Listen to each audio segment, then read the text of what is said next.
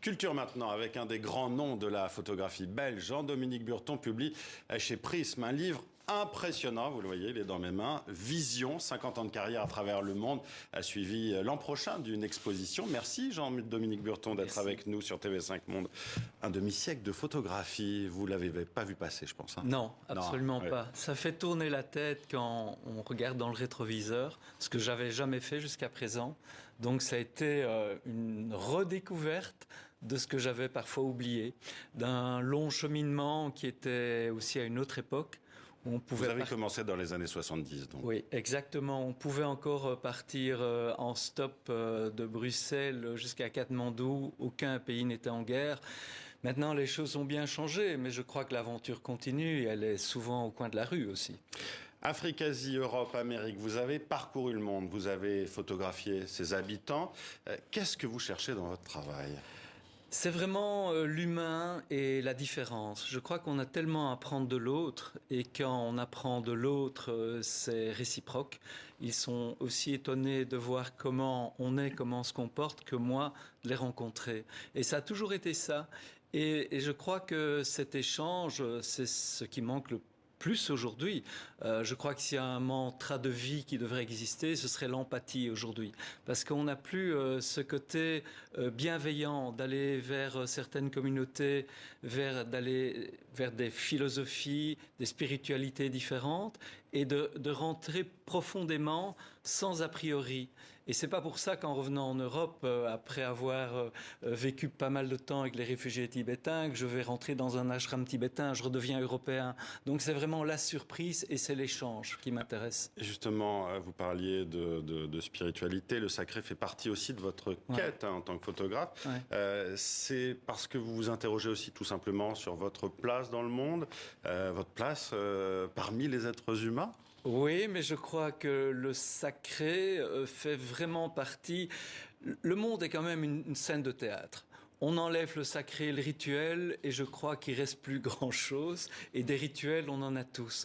Quand on a ce rituel qui est mis en avant, on se rend compte... On voit le Bénin, là, justement. Oui, le Bénin, c'est vraiment un pays magnifique qui a justement pu vivre avec une culture bien vivante, mais qui remonte à plus de 10 000 ans. Hein. Les origines du vaudou béninois remontent à plus de 10 000 ans. Vous avez photographié les vaudous, non ? Ah, ça a été...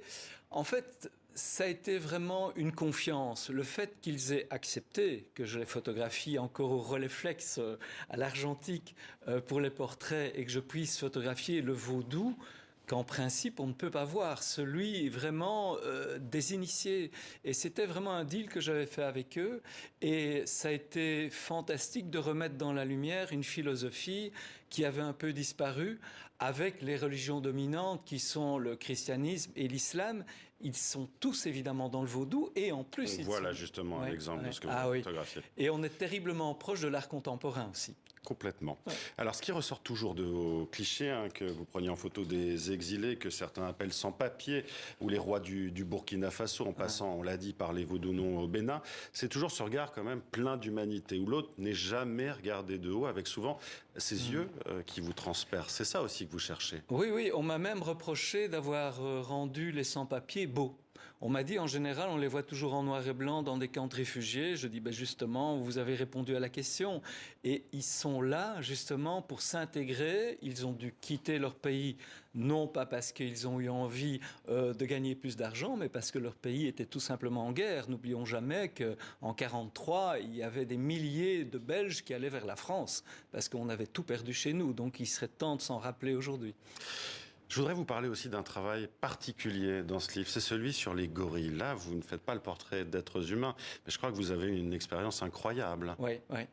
Il se fait que le jour d'avant, je me suis fait un peu prendre par les services secrets congolais qui ont cassé le dernier objectif légèrement télé que j'avais.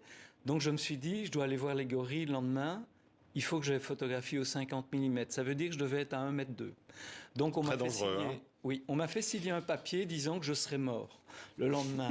Et ce qui s'est passé, c'est que tous les conseils qu'on m'avait donnés, quand on m'a dit « ils sont là » ou « là », ils ont écarté les branchages et j'avais King Kong devant moi, avec un regard très inquisiteur, très pétillant. Et quand il a vu que je n'avais pas peur, parce que pour moi, j'avais oublié tous les conseils qu'on m'avait donnés, pour moi, c'était un être. Je ne vais pas dire un être humain, mais c'était tellement proche que... Voilà, je lui ai parlé par les yeux et tout de suite il s'est apaisé. Et ça a été une rencontre, j'ai eu ça avec les baleines au Canada, à Tadoussac, j'ai eu la même impression. Le fait d'être rien du tout sur cette terre, d'avoir des animaux extraordinaires et d'avoir une fois de plus cette bienveillance et cet échange. Et on est en pleine COP15 sur la sauvegarde de la biodiversité. Qu'est-ce qui vous reste encore à voir, à photographier, Jean-Dominique Burton? Oh, pour moi, je suis vraiment dans la transmission. Et je passe de plus en plus de la photo vers le cinéma. Je fusionne les deux. Et pour le moment, je retourne un peu vers mon pays. Je me rends La compte, Belgique, donc. La Belgique, oui. Je me rends compte qu'on a ce qu'on appelle chez nous des rebouteux, qui sont des guérisseurs.